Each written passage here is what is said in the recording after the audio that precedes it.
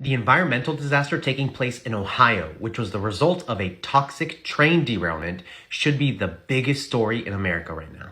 Lever News did an excellent piece on how deregulation and corporate lobbying ultimately led to this preventable disaster.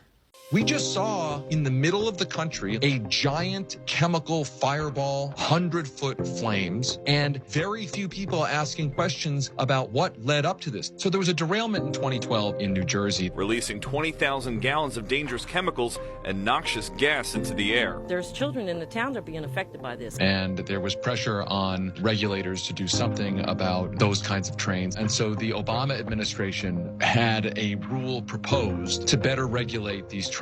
The National Transportation Safety Board told the regulatory agency, said, listen, these regulations should broadly cover not just oil, they should cover what's known as Class 2 chemicals. And the chemical industry lobbyists went to work pressuring the regulatory agency to limit the definition of what a high hazard flammable train is. Limit it in a way that the train in Ohio, that kind of train ended up not being classified as a high hazard flammable train. The NTSB closely monitoring 4 cars that are filled with vinyl chloride. It has been found to be linked to cancer. Trains that were subject to this rule were going to be required to use a special kind of new braking system to try to deter or at least reduce the damage from derailments. ECP delivers the unmatched performance of air brakes with the precision of electronic communications. Most trains in the country are still using technology from the Civil War era. But the moment the government was considering making it a mandate, the railroad industry's changed its tune. It cited cost concerns to pressure against that rule. We want to see